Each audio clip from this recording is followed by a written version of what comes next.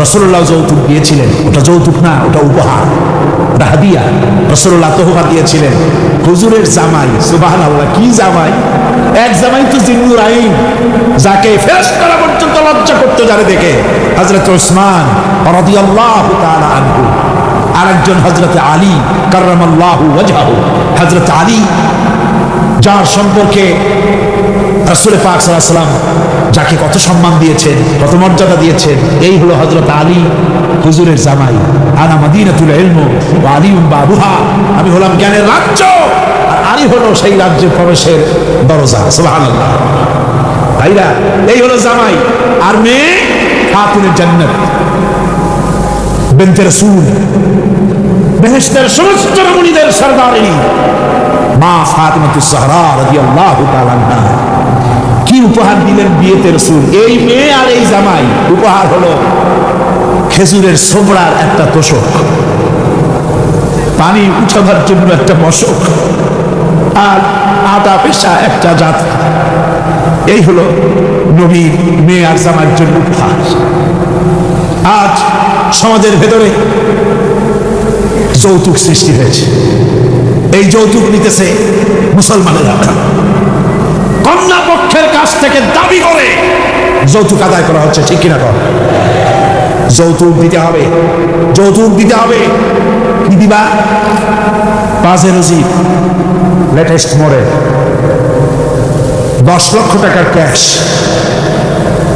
গুলশানে অফিস, মঙ্গল গ্রহে বাড়ি। মানে মেয়ে জন্ম দিয়া বাপ এমন বিপদে পড়েছে যেন তওবা করা দরকার, আল্লাহ আমার মাইয়া দিও না। ঠিক কিনা কর? সমাজের অভিশাপ। আপনি মেয়ে বিয়ে দেওয়ার সময়, ছেলে বিয়ে দেওয়ার সময় কন্যা পক্ষের কাছ থেকে ডিমান্ড করতে পারবেন না। যদি কন্যা পক্ষ ইচ্ছে করে কিছু দেয়, দেওয়া সুন্নত, নেওয়া সুন্নত, কিন্তু দাবি করতে পারবেন না। দাবি করে যদি নেন, শুকরের মাংস খাওয়া কি? বলেন নাকি? কুত্তার পায়খানা খাওয়া কি? আর যারা জবাব দিলেন না তাদের জন্য কি মোবা? কুত্তার পায়খানা খাওয়া কি? সুতরাং মেয়ে বিয়ে, ছেলে বিয়ে দেওয়ার সময় কন্যা পক্ষের কাছ থেকে যৌতুক আদায়ের নামে দাবি করে কোনো কিছু শুয়ারের মাংসের মতো, কুত্তার পায়খানার মতো এসব জিনিস আপনারা কি দাবি করে আদায় করবে? আমি আজকে দেখতে চাই যে সব পিতারা মাহফিলে এসেছেন, ছেলের বিয়ে আজও দেন নাই, সেই সব পিতারা কোরআনের মাহফিলে হাত তুলে শপথ করেন কুত্তার পায়খানা খাবেন না, শুয়ারের মাংস খাবেন না। হাত উঁচু করেন। ছেলেরা, তুমি বাপ হয়েছো কবে? হাত নামাও। ছেলেরা না, শুধু পিতারা, ছেলের বাপেরা হাত উঁচু করে আমি দেখবো। তা হোক, ছেলের বাপেরা হাত উঁচু করে আমি দেখবো। আলহামদুলিল্লাহ, হাত নামান, কোন আলহামদুলিল্লাহ, আরো জোরে কোন আলহামদুলিল্লাহ। এবার তোমরা যারা হাত উঠাতে গিয়ে বেকুব হইছো, এইবার তোমরা জওয়ানেরা, তরুণেরা, ছাত্ররা, যুবকেরা, তোমরা তো বিবাহ করবা, যারা বিবাহ করো নাই। বিয়ে করার সময় তোমার এই চিন্তা করা দরকার, টেলিভিশন, গাড়ি, ক্যাশ, সবকিছু চাইতে বেশি মূল্যবান তোমার স্ত্রী। ঠিক কিনা? ঠিক কিনা? সেই স্ত্রী হবে তোমার কাছে বেশি মূল্যবান। দাবি করে কিছু নিতে পারবে না। যদি শ্বশুর একটা ঘড়ি দেয়, চুমা খাইয়া হাতে লাগাই নিয়ে আসবে। যদি একজোড়া জুতা দেয়, 14 গোষ্ঠীর কপাল মনে করে নিয়ে আসবে। শেরওয়ানি দিল, আলহামদুলিল্লাহ বলে গায়ে দিয়ে নিয়ে আসবে। তোমার তো তৃপ্তি হওয়া উচিত। আমার শ্বশুর, আমার শাশুড়ি, তার 18 বছর, 20 বছর, 22 বছরের কলিজার নিংড়ানো স্নেহকে উজাড় করে দিয়ে তার কলিজার টুকরা মেয়েটাকেই তো দিয়ে দিয়েছে আমাকে। এর থেকে টেলিভিশন বেশি, রেডিও বেশি, গাড়ি বেশি, বাড়ি বেশি? বিবাহ করবা মহব্বত করে, নিজের টাকা দিয়া, বাপের টাকা দিয়া, সোনা দিয়া, দানা দিয়া, কসমেটিক্স দিয়ে, সুন্দর সুন্দর শাড়ি দিয়ে সাজাইয়া, রানীর মর্যাদা দিয়ে বাড়িতে এনে সম্মানের সাথে রাখবে, জীবনে খোঁটা দিবা না। বলি বড় দুঃখে, এই জন্য বলি আমার দেশে একটা যৌতুকের ঘড়ির জন্য, একটা যৌতুকের রেডিওর জন্য, 100 টাকার জন্য আমার দেশে স্বামীরা স্ত্রীকে গলা টিপে হত্যা করেছে। এরা মানুষ না জানোয়ার। সুতরাং যুবকেরা, বীর চট্টলার, বীর মুজাহিদ, তরুণ যুবক, তোমরা যারা বিয়ে করনি, ওয়াদা করো যৌতুক ছাড়াই বিবাহ করবে। কারা হাত উঁচু করে দেখো। বুড়ারা হাত তুললে তো মনে হয় যে না আবার বিয়ে করতে চায়। বুড়ারা না, জওয়ানেরা, জওয়ান, বসো বসো বসো বসো। আলহামদুলিল্লাহ, জোরে কোন আলহামদুলিল্লাহ, আরো জোরে কোন আলহামদুলিল্লাহ। আমি তো দাঁড়াইতে বলি নাই, আমি তো দাঁড়াতে বলি নাই। ভাইরা দাঁড়ালেন কেন? বলছি দোয়া কবুলের রাত, দোয়া করে যান, বসেন, কেউ দাঁড়িয়ে। তারপরে যখন বড় হলো, বিবাহ দেওয়ার সময় বাপে করলো কি? বাপ বিবাহের সময় মেয়েকে একটা পালঙ্ক দিল, সোফা সেট দিল, কাপড় চোপড় দিল, সোনা দানা দিল, বাস বাসানির মতো একটা আসসালামু আলাইকুম দিয়ে দিল, যাও। জমির ভাগ দিল না, বাড়ির ভাগ দিল না, ব্যবসার ভাগ দিল না, জমি বাড়ি টাকা পয়সা সবকিছু ছেলেদের নামে লিখে দিল। মেয়েটাকে জন্মের মতো ব্যবসার টাকা দিয়া বাড়ি দিয়া বঞ্চিত করে দিল। ঠিক কিনা? ঠিক কিনা? তারপরে হাজী শাহ মক্কা শরীফ গেছে, মায়েরা ঠকাইছে, জন্মের ঠকাইছে।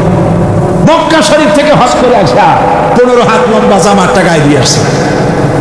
এরপরে মক্কা শরীফের জায় নামাজের উপরে সেজদা দিয়া মুনাজাত করে কয়, আল্লাহ আমি যেন দোজখে না যাই, আমারে বেহেশত দিও। ফেরেশতারা কয়, পাজি তুই মর আগে জন্মের বেহেশত করে খাওয়াই। মেয়েরে ঠকাইছিস, বোনের ঠকাইছিস, ফুপুকে ঠকাইছিস, বেহেশত তো সোজা তোর মামু বাড়ি। মেয়েকে ঠকানো যাবে না। ছেলের যে অধিকার আছে, মেয়েরও সে অধিকার আছে। এই অধিকারের কথা কোরআনে বলা আছে, নাই? চিল্লায় বলেন নাই? মেয়ের অধিকার আদায় করেন। আপনার ধানি জমি থেকে তার অংশ দিবেন, আপনার বাড়ির জমিন থেকে অংশ দিবেন, আপনার ব্যবসার টাকার অংশ দিবেন। ছেলেও আপনার, মেয়েও আপনার। আপনার নামাজ, রোজা, হজ, যাকাত, তাহাজ্জুদ কাজে লাগবে না যদি মেয়েকে ঠকান। ইসলাম নারীকে অধিকার দিয়েছে। এই মেয়ে কদিন পরে আরেকজনের বউ হয়ে গেল। বিবাহের সময় দেখেন অধিকার কার বেশি? সুবহানাল্লাহ। আমি বলি সারা পৃথিবী সমস্ত মানুষ যদি তাদের কলিজাটা ছিঁড়া রাসূলুল্লাহ পায়ের উপরে দিয়ে দিত, রাসূলুল্লাহ ঋণ শোধ হতো না। এ পৃথিবীর মানুষের অধিকার তিনি দিচ্ছেন।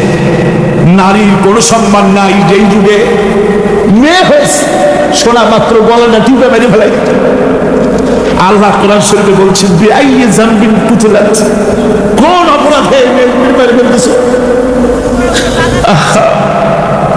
অপরাধটা করছি, এই মেয়ে মেরে ফেলতেছে। ওই যে হাদিস শরীফে একটা লোক গিয়ে কাঁদতেছিল মুসলমান হওয়ার পর। হুজুর কয়, কান্দো কেন? ওই যে আমার গুনাহ কি মাফ হয়েছে? হুজুর বলেন, হ্যাঁ মাফ হয়ে গেছে, কলেমা পড়ছো, মাফ হয়ে গেছে। কয় যে হুজুর আমি তো মারাত্মক গুনাহ করছি। বলে কি? বলে আমার একটা মেয়ে, সেই মেয়েটাকে নিয়ে আমি, ঘটনা লম্বা, আমি সংক্ষেপে বলতেছি, মেয়েটাকে ফাঁকি দিয়ে তার আমি মারবো, বুঝতে দেই নাই আমার বউরে। বললাম চলো বেড়াইতে যাই। মেয়েটা আমার সাথে সাজায় দিয়েছে, তার মা বেড়াতে নিয়ে যাবো এই কথা মনে করে। মেয়েটা কদ্দূর যায়, আবার আব্বা আব্বা বলে আমার দিকে ফিরে আসে, আবার পিছনে থাকে, আবার আব্বা আব্বা বলে জড়ায় ধরে। এইভাবে করতে করতে যখন নির্জন এলাকায় গেলাম, আমি পাহাড়ের পাশে গর্ত খোঁড়া আরম্ভ করলাম। গর্ত খুঁজি আর মাটি ছিটে এসে আমার দাড়িতে লাগে। বাচ্চা মেয়েটা আমার কাছে এসে দাড়ি দিয়ে ধুল ছাড়ায় দেয়, আব্বা তোমার দাড়িতে ধুল লাগতেছে, তুমি এই কষ্ট করতেছো কেন? মেয়ে তো বোঝে না যে আমি তার জন্য কবর খুঁজতেছি। কবরটা খোঁড়া হয়ে যাওয়ার পর মেয়েটারে বান্ধা শুরু করলাম। মেয়ে এখন কাঁদতেছে, বাবা আমার বান্ধব কেন? আমি তারে বাঁধা জোরে ওর মধ্যে নিক্ষেপ করে দিলাম। মেয়েটা গর্তের মধ্যে বসে চিৎকার করে বলছে, আব্বা তুমি আমারে বাঁচতে দাও, আমি তোমার বাপ বলে সমাজে হ্যাঁ করবো না, আমি ভিক্ষা করে খাবো, আমার বাইরো না। বলছি, আর রাসূলুল্লাহ আমার মনে দরদ আসতো না। আমি একটা পাথর উঁচু করে আমার মেয়ের মুখ লক্ষ্য করে জোরে বেঁধে দিলাম। বুকটা ফেটে রক্ত ফিনকি দিয়ে উঠলো, আর মেয়ের মুখ থেকে আওয়াজ বেরোলো, আমার কানে যেন এখনো সেই আওয়াজ বাজে। হাদিস শরীফে এসেছে হুজুরের চোখের পানি দাঁড়িয়ে ভিজে ভিজে জামার উপরে পড়তেছিল। হুজুর বললেন, আহারে, মানুষেও মানে এরকম কাম করতে। ভাইরা, হুজুরের বেঁচে ছিল কারা? ছেলেরা না মেয়েরা? কোন আপনারা কারা বেঁচে ছিল? সব ছেলেরা মারা গেছিলেন, ঠিক না?